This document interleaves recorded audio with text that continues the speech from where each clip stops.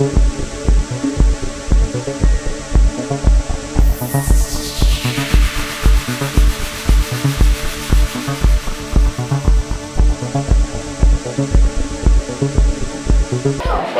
my name is Alvaro. I am from Colombia, and I've been here in Kenya now this second time for almost 2 months. I'm super excited about being here. And I was born in a family of artists. My mom is a fashion designer, my father is a musician. So I studied arts basically, or I was surrounded by arts basically since when I was 2 years old. All the time learning things about art. Music, literature, writing, whatever you can imagine.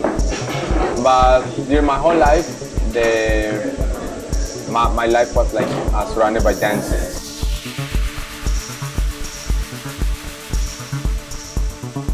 I started architecture and then I started experience design. And like thanks to it, I started like as an entrepreneur, like with different kind of endeavors and working for different things. So previously in Colombia, I collaborated with the co-creation of the Colombian multi-table party that created the youth commission in the country for creation of the public policy of the country of Colombia. And then I founded a company named BABU. That was my first company. And this was a company about architecture and experience design. After that, and after like many experiences, I decided traveling the world. And this is basically how Circolo, my company, was born. And what we do is we work towards sustainability through entertainment and creating like social responsibility and of course bringing the best of the social entrepreneurship to the mainstream.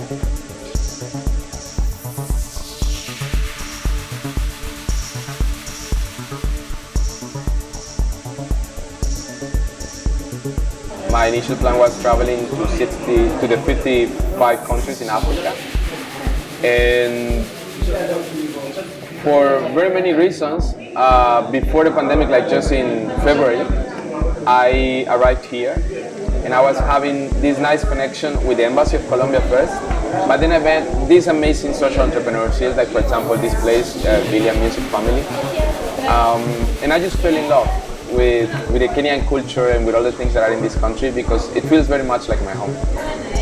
So I just started like feeling comfortable until that I have like an episode here in the country that like marked me a lot. And this was like basically what broke me the idea of staying here instead of like just keep traveling, but to essentially do something here before I continue. Well, I think that I haven't had like awful experiences, but the experience that I was telling you that marked my travels so much was when I was kidnapped here in February, March.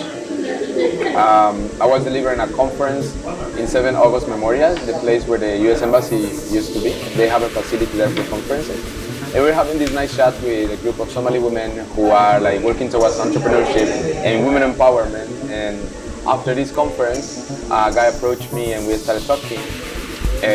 Like, I'm this kind of person who would talk to everybody. Like, this is basically being a Colombian, right? Like, you talk to everybody in the streets, you talk to other people, you share with people. And we started talking, and at one point, this guy told me that he was an architect. So I started architecture, and that for me was like so super nice. So I got really interested in the moment. And then he said like, hey, would you like to see like what I have, like what I'm working on, blah blah. I said yes, why not?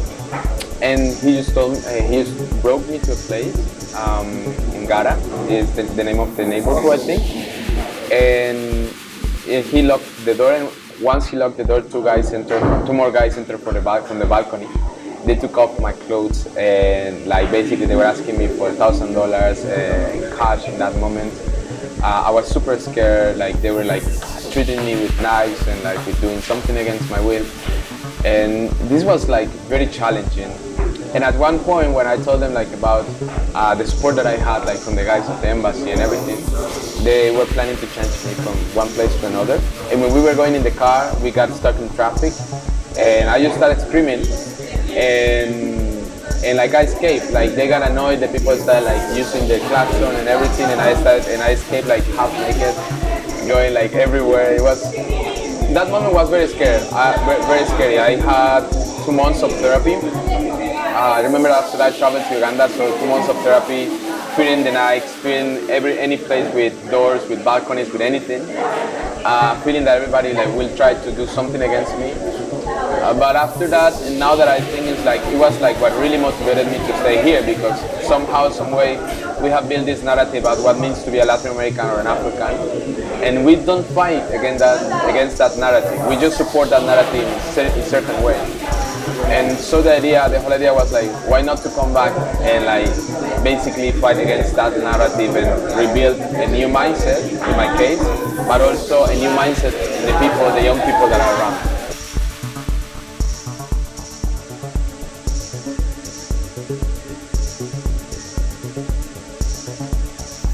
As I mentioned you, my first trip to Kenya, I met William, the founder of this place, William and his family.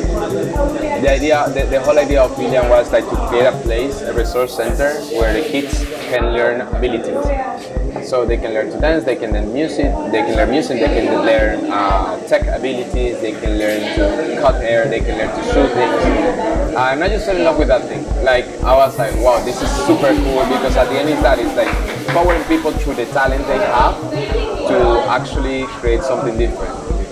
So I met him the first time, and then when I came back, of course, I reached out to all the friends I met the first time. And I reached out to him, and I remember that the first week I was in Kenya again. A friend of mine approached me and said like, hey, instead of doing what you have in mind in Canada, why don't you do it here in Kenya? We want to start with something about Latin America. So I say, but there are not many salsa dancers here in Kenya, and I say, it should be salsa dancers in Kenya, but they say like, there are not many, and I say, okay. So I tried to reach out, and yes, I found salsa dancers in Kenya, but some of them, they dance a different type of salsa, that is the one that goes to Europe, and from Europe comes to here, you know what I mean? And I found that there's no real like connection, more than our heritage, between Latin America and Africa. At the end, we are the same, we are Africa. But this cultural change is not existing, because it goes first to North America, then to Europe, and then comes to Africa. So I said, like, why don't we break down that thing and we start like teaching people? And this is how I contacted Billy, and I say, hey, do you have a group of dancers that maybe I can meet, and maybe they can teach me Afrobeats or Afro dance, and I can teach them Latin American dances? And he said, yes, actually, and this is how we got in touch. And since then we've been like all the time together, like doing nice things, changing culture basically.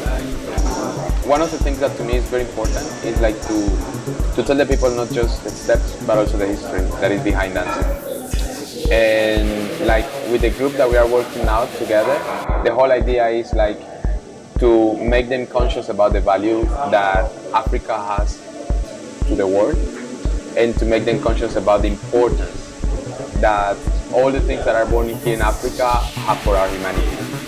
What I think that I can, for example, use as a tool that was taught to me from my culture is naturalizing the idea that dancers are also people who are professionals and work for it. And how we can do it, basically like showing people things that they've never seen before, creating things that are unique, and putting all the energy to, of course, like deal or create alliances with the best people.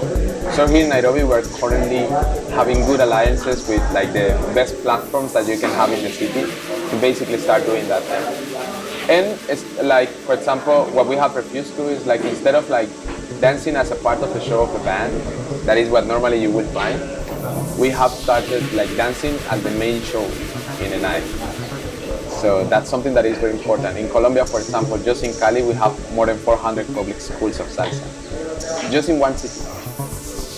So if you go and if you see like here in Kenya, there are like very many groups that are dancing, but in order to introduce to them like that idea of professionalism, we need first to showcase role models. And this group, for example, these kids, they are role models. So the idea is to portray them first as role models and to grow them. And once they have a role model to look up to, so they can all start thinking as professionals and put their minds, their bodies, and then build an alliance that can bring them the opportunity to it.